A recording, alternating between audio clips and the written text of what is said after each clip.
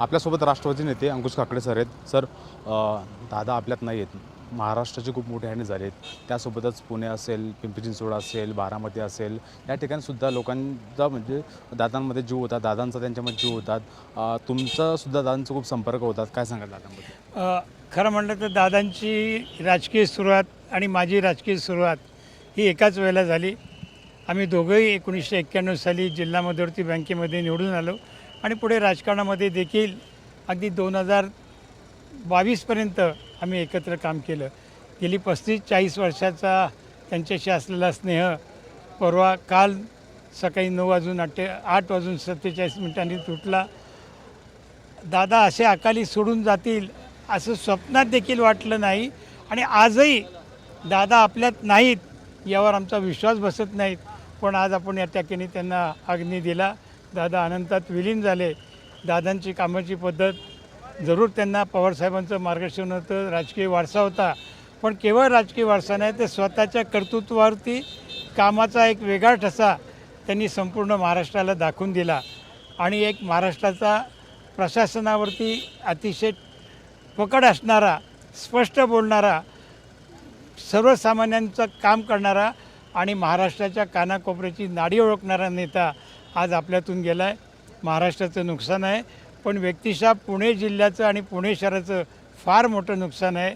मी देखील एक माझा कुटुंबातील घटक गेला ही भावना माझ्या मनामध्ये आहे. मी त्यांना श्रद्धांजली अर्पण करत असताना दादांनी केलेलं काम हे इतिहासामध्ये सोनेरी अक्षरामध्ये लिहून ठेवलं जाईल एवढंच मी या निमित्ताने सांगतो. दादा सत्तेत असो अगर नसतो, मात्र पुणे असेल, बारामती असेल, या भागामध्ये दादांचं सकाळी 6 वाजले की दादांचा दौरा होता. मात्र आज जेव्हा बारामतीमध्ये फिरत असताना बारामतीमध्ये एकसुद्धा माणूस नव्हता.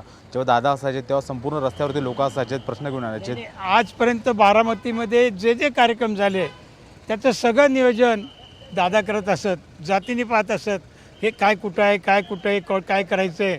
आज दुर्दैवाने दादा नाहीत.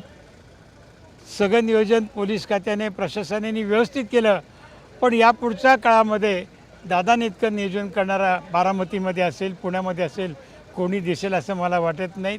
दादांच्या नियोजनाच्या बाबतीमध्ये त्यांचा हात कोणीच धरू शकत नाही. ही वस्तुस्थिती आपल्याला नाकारता येणार नाही. दुर्दैवाने ती वेळ आपल्यावरती आली. परमेश्वराला प्रार्थना करतो की दादांच्या आत्म्याला सद्गती देव. दादा नेहमी म्हणायचे, मी कामाचा माणूस आहे आणि कामाचाच माणूस आहे. तुमच्या आणि दादांची अशी काही आठवण जी कायमस्वरूपी तुम्हाला म्हणजे आठवल्यानंतर तुमच्या चेहऱ्यावरती हसू येतं किंवा दादांबद्दल? खूप 35-40 वर्षाचा आमचा संबंध, खूप आठवणी आहे. मग महानगरपालिकेच्या असतील, सहकार क्षेत्रातल्या असतील किंवा इतर देखील. परवा देखील जाताना शेवटच्या दिवशी निवडणुकीचे फॉर्म भरण्याचा शेवटचा दुपारी 2 वाजता फॉर्म भरत असताना दादांना बीडला जायचं होतं.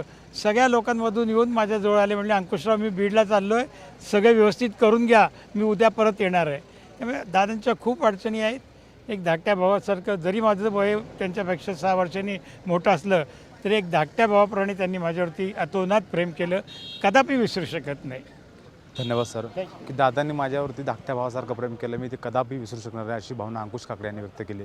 Camera person विशालसह Mihira Dhakane, TV9 Marathi, Baramati.